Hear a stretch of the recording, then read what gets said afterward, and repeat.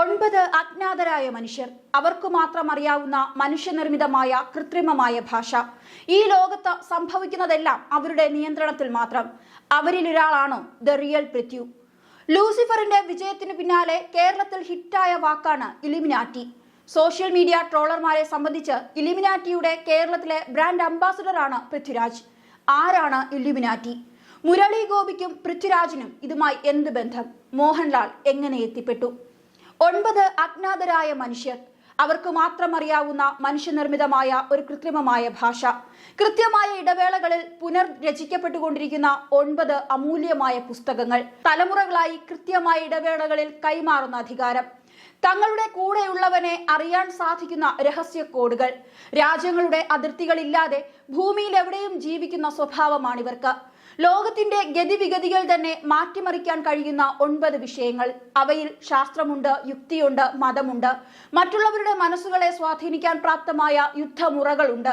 അങ്ങനെ നമുക്ക് ചിന്തിക്കാൻ കഴിയാത്ത അത്രത്തോളം അറിവുകളുണ്ട്. പക്ഷേ അവർക്ക് ഒരു കാര്യം അറിയാം: തങ്ങളുടെ അറിവുകൾ ദുഷ്ടശക്തികളുടെ കയ്യിലെത്തിച്ചേർന്നാൽ അത് ഈ പ്രപഞ്ചത്തിന്റെ അവസാനമായിരിക്കും എന്ന സത്യം. അതുകൊണ്ട് അവർ എപ്പോഴും ഒരു രഹസ്യ സ്വഭാവം ജീവിതത്തിൽ പുലർത്തുന്നുണ്ട്. ഇതാണ് ഇലിമിനാറ്റികൾക്ക് നൽകുന്ന നിർവചനം. പൃഥ്വിരാജിന്റെ പഴയ അഭിമുഖങ്ങൾ സോഷ്യൽ മീഡിയയിൽ പ്രത്യക്ഷപ്പെട്ടാൽ അതിലെ സ്ഥിരം കമന്റുകളിൽ ഒന്നാണ് പൃഥ്വിരാജ് ഇലിമിനാറ്റി ആണോ എന്നത്. 2019 ലൂസിഫർ തിയേറ്ററുകളിൽ എത്തിയതിന് പിന്നാലെയാണ് ഇലിമിനാറ്റി എന്ന വാക്ക് കേരളത്തിൽ തന്നെ പ്രബലമായി തുടങ്ങിയത്. ഇന്ന് മലയാളികൾക്ക് ഏറെ സുപരിചിതമായ വാക്കാണ് ഇലിമിനാറ്റി എന്നത്. വർഷങ്ങൾക്കിപ്പുറം വന്ന ആവേശം എന്ന ചിത്രത്തിലെ ഒരു ഗാനം തുടങ്ങുന്നത് പോലും ഇലിമിനാറ്റി എന്ന വരികളോടെയാണ് എന്നുള്ളതിലൂടെ മനസ്സിലാക്കാം. ഇനി ലൂസിഫറിന്റെ തുടർച്ചയായി തിയേറ്ററുകളിൽ എത്തുന്ന എമ്പുരാൻ ഗ്ലോബൽ അണ്ടർവേൾഡ്, രാഷ്ട്രീയം, അധികാര ഘടകങ്ങൾ എന്നിവയെ പര്യവേഷണം ചെയ്യുന്ന ചിത്രമാണെന്നാണ് സൂചന. ലൂസിഫറിൽ സ്റ്റീഫൻ നെടുമ്പള്ളി നിഗൂഢതകളുള്ള അതിശക്തനായ ഖുറേഷി അബ്രാം എന്ന വ്യക്തിയാണെന്ന് വെളിപ്പെടുത്തുന്നുണ്ട്. അന്താരാഷ്ട്ര ഗൂഢാലോചനകളെയും രഹസ്യ സംഘടനകളെയും കുറിച്ച് ചിത്രം സൂചന നൽകുകയും ചെയ്തിരുന്നു. അതിനാൽ തന്നെ എമ്പുരാൻ ഇലിമിനാറ്റി പോലുള്ള സിൻഡിക്കേറ്റുകളെ പരാമർശിക്കാനും അവയിൽ നിന്ന് പ്രചോദനം ഉൾക്കൊള്ളാനുമുള്ള സാധ്യതകളെ നമുക്ക് തള്ളിക്കളയാനും കഴിയില്ല. ലൂസിഫറിൽ അത്തരത്തിലുള്ള നിഗൂഢമായ ചിഹ്നങ്ങൾ, രഹസ്യ കൂടിക്കാഴ്ചകൾ, ആഗോള കുറ്റകൃത്യ ശൃംഖലകൾ എന്നിവയെല്ലാം ഉപയോഗിച്ചത് എമ്പുരാൻ അത്തരം വിഷയങ്ങളിലേക്ക് കൂടുതൽ ആഴത്തിൽ ഇറങ്ങിച്ചെല്ലുമെന്ന ഊഹാപോഹങ്ങൾക്കൊക്കെ ഇപ്പോൾ ആക്കം കൂടിയിട്ടുണ്ട്. എന്തായാലും പൃഥ്വിരാജ് ഒരു ഇലിമിനാറ്റി ആണോ എന്നുള്ളത് സത്യമാണ് എന്നത് പറയുന്നതും നിരവധി പേരാണ്. സത്യത്തിൽ എന്താണ് ഈ ഇലിമിനാറ്റി?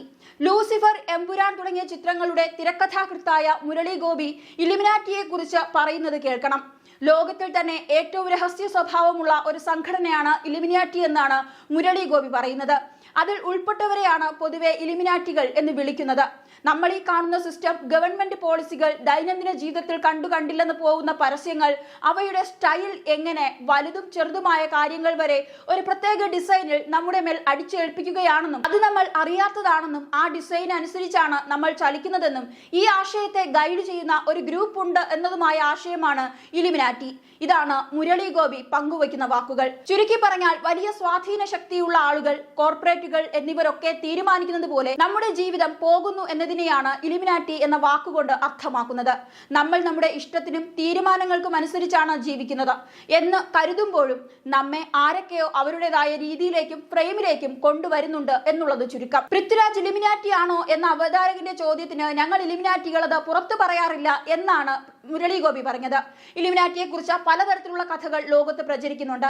ലോകത്തെ നിയന്ത്രിക്കാൻ ശക്തിയുള്ളവരാണ് ഇലിമിനാറ്റികൾ എന്നാണ് പൊതുവെയുള്ള വിശ്വാസം. പണം, ബുദ്ധി, കരുത്ത് എന്നിവ കൊണ്ട് കാലത്തെ പോലും പിടിച്ചുകെട്ടാൻ കെൽപ്പുള്ളവരാണ് ഇലിമിനാറ്റികൾ എന്ന് പറഞ്ഞു വരുന്നു. 1700കളിൽ ബവേറിയൻ പ്രൊഫസറാണ് ഇലിമിനാറ്റിക്ക് രൂപം കൊടുത്തത് എന്നാണ് നിലവിലെയുള്ള സിദ്ധാന്തം. നാട്ടിൽ നിലനിൽക്കുന്ന അന്ധവിശ്വാസങ്ങളും മത മേധാവിത്വങ്ങൾക്കുമെതിരെ പോരാടുക എന്നതായിരുന്നു ഈ സംഘടനയുടെ ലക്ഷ്യമെന്ന് പറയപ്പെടുന്നു. യുക്തിയെയും വിദ്യാഭ്യാസത്തെയും വളർത്തിയെടുത്ത് സമൂഹത്തെ നന്നാക്കുക എന്നതായിരുന്നു മറ്റൊരു ലക്ഷ്യം.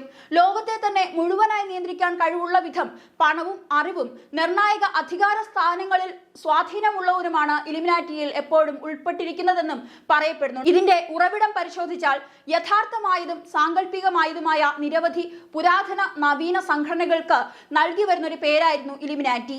ലാറ്റിൻ പദമായ ഇല്ലുമിനാറ്റസ് എന്നർത്ഥമുള്ള ഒരു ബഹുവചനമാണിത്. വെളിച്ചപ്പെട്ടത് എന്നതാണ് ഇതിന്റെ അർത്ഥമെങ്കിലും പ്രധാനമായി ഈ പേര് 1776 സ്ഥാപിതമായ ബവേറിയൻ ഇല്ലുമിനേറ്റി എന്ന സംഘടനയെ കുറിക്കുന്നു.